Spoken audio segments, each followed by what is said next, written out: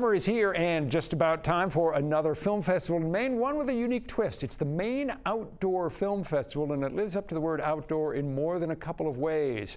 With us here on 207 to talk about it are the director of the festival, Nick Callanan, and Max Armstrong, who's the director whose film is going to be screened. Thank you both for coming in. 12th year for the festival, 4th year for it in Portland, and this is pretty special because this is sort of the first non-pandemic festival that you've been able to have in Portland.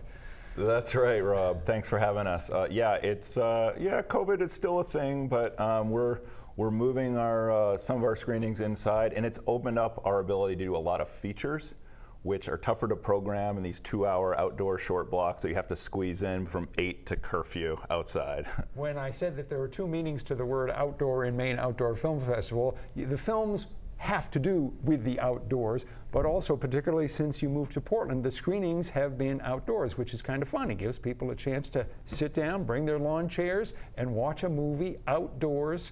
It's a different kind of experience from a drive-in because you're showing different kinds of films.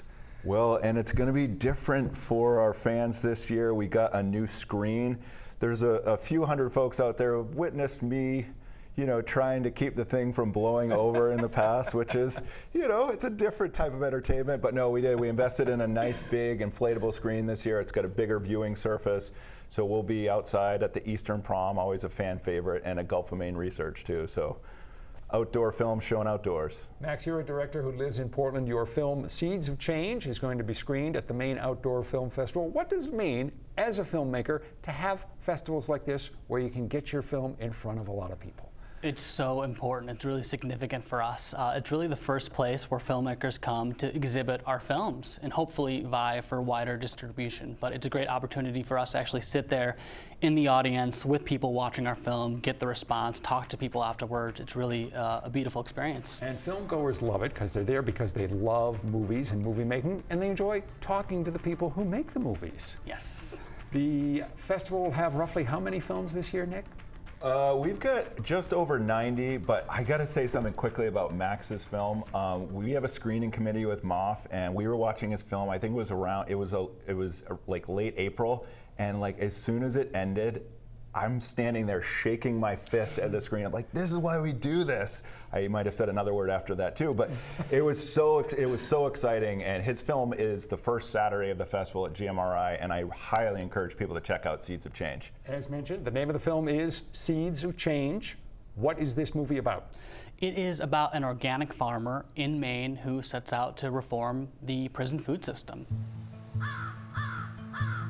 Both of my grandfathers were farmers.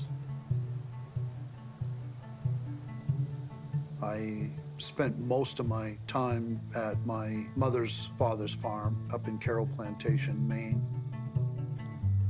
He knew after a while, when I got to be about 10 or 12, that someday I wanted to farm, and so he spent time. He told me back then, if you want to be a farmer, you're going to have to learn how to do everything. So in the film, we follow that farmer, Mark McBride, and a team of incarcerated people as they head out to basically a fallow field and proceed to develop that into a fully functional, fully regenerative 5-acre garden. And that food goes right into the prison to be incorporated into the menu. Let's talk briefly about a couple of the other films that are being shown. One is called To the Hills and Back. You described this to me as an avalanche safety film, which doesn't sound all that exciting, but this is a pretty riveting film. It is. It's a father and daughter story. They have many adventures into the backcountry, so you get all this, like, you get your fill of ski porn, if you will. You see amazing turns and powder, but it also, there's some really sad parts where people went to the hills and didn't come back. Places people are traveling now are places that people would never have imagined it was even possible back then. People maybe are willing to push the limits further because they believe that if something bad happens, it'll all turn out okay. They talk about avalanche safety and they talk about best practices, but it's tied together in a real nice family narrative. Well worth it. Let's talk about one more film. It's called No Legs and All Heart. What's the story here? Oh man, this is just the most heartwarming film. There's a gentleman who has lost his legs, and it is just a fantastic human story. Andre's competing against history. I mean, nobody's done it before. What's the toughest thing on the planet, and how the heck do I get there and give it a try? That's Andre.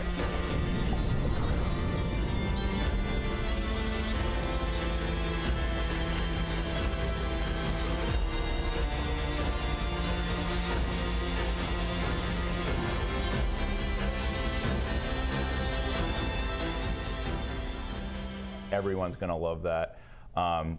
Bring your handkerchief. I like that. The Maine Outdoor Film Festival, it starts July 20th. It runs through the 30th, about a half dozen different venues in Portland. You can watch films outdoors, you can watch films indoors, you can talk to the filmmakers.